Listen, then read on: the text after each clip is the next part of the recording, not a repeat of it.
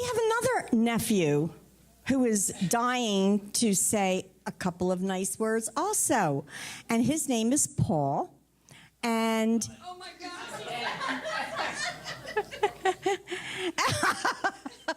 and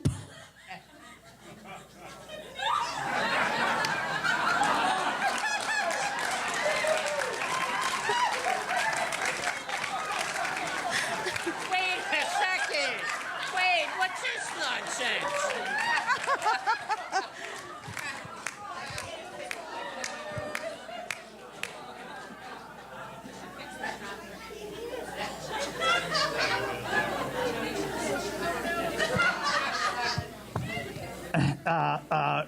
Well, it's great to see you all.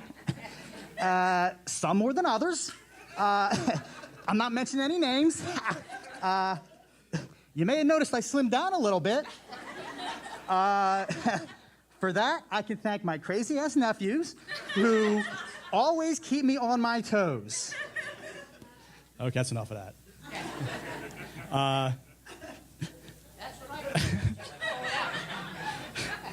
Hi, everybody. My name's Paul Micarelli, and I'm honored to be one of the roasters for this very special guy, my Uncle Ron.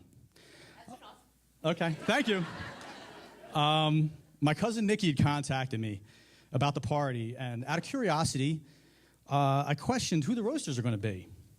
She replied, well, since you asked, would you want to do it? So, of course, I immediately accepted this tremendous responsibility to make a mockery of the most mocking individual that I know. The hook's not coming out for a while, don't worry. So I've been going through my head, thinking of all the possible ammunition I could use for this roast.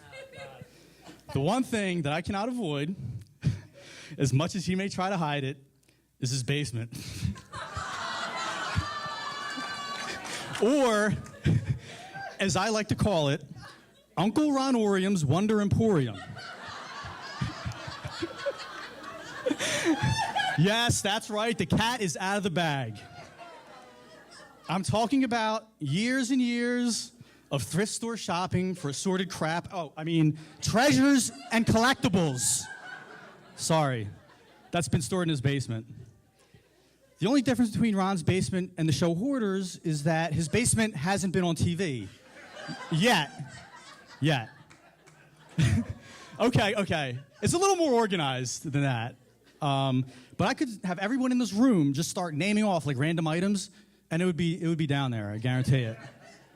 Of course, the most common excuse is there are things he bought for his awesome grandkids, although they still have never received most of the stuff down there. And I don't think they have any idea that it even exists. But now they do, I guess. He guards it like a U.S. government black site. And I'm one of the few people who've had security clearance to go down there. Honestly, it's an impressive collection of stuff. And like the classic horror movie, The Blob, it's become creeping up the basement steps very slowly. And, I'm afraid one day Ron and Mary Jo will be both found trapped inside their home as the tsunami of the Salvation Army finds completely engulfs the house. But anyway, so another obvious target is his age. At 75 years old, Ron is only a few years older than his personal hero, President Donald Trump. Sit down. I'll put the bag over your head.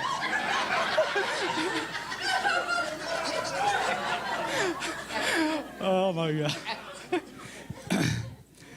Donald and Ronald. They could be long-lost brothers. They have no regard for the feelings of others, ramble about nonsense incessantly, and they both think that they're the wittiest people on the planet.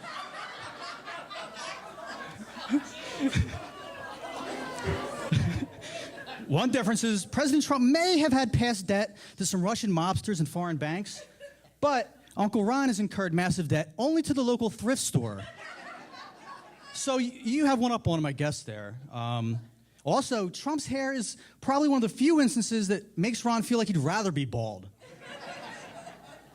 Speaking of which, Uncle Ron has been bald my entire life of 40 years. And imagine my surprise when I would go back in old pics from the 60s and 70s, and he's completely bald back then, too. Of course, we can give him credit that he never got a transplant using the copious amount of Sasquatch-like body hair. He could have a luxurious afro if he wanted to go that route. But no, he's happy with who he is, and, you know, I respect that and admire it. So anyway, in our family, Uncle Ron, okay, is the king of the ball busters. Never missing an opportunity to make jokes at others' expense. We've all been the subject of Ron's barbs and comments, usually accompanied by an unrepentant elf-like grin and a deep, apologetic eye roll from his wife.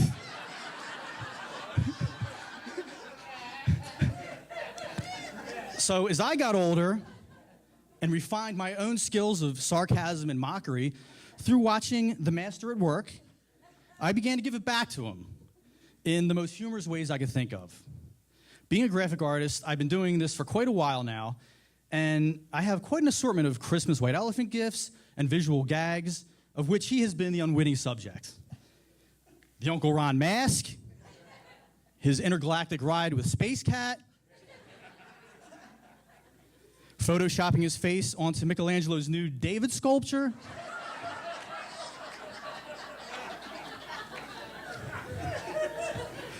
and superimposing his head onto actor Hugh Jackman's muscular body. Just to name a few. We had fun at our white elephant. And he's always taken these assaults on his dignity with good humor. Yeah, you have. Partially liking the attention, and partially impressed at the level of skill I put into these jokes at his expense. It's okay. He knows I love him. And more importantly, he knows he deserves every bit of it. So, all joking aside, Uncle Ron and Aunt Mary Jo have always been so good to me. And I've always felt their love as their nephew from the time that I was a child. I vividly remember one Christmas when I was a kid where they gave me this Star Wars Walker vehicle that I thought was awesome, and I couldn't believe that they got it for me. They always made sure to give me cards and gifts for all the special occasions in my life to let me know that they cared about me. I guess a lot of it was Mary Jo, but I'm sure she let Ron know what she was doing, at least some of the time, right? She went to my basement. Still, you've always been a source of humor and, yes, insight, and just been a great uncle to me. So I'd like to end my little tribute by saying that I'm happy to know you, even happier to have the chance to roast you here today, and I hope you have many more years of laughs and good times. Happy birthday.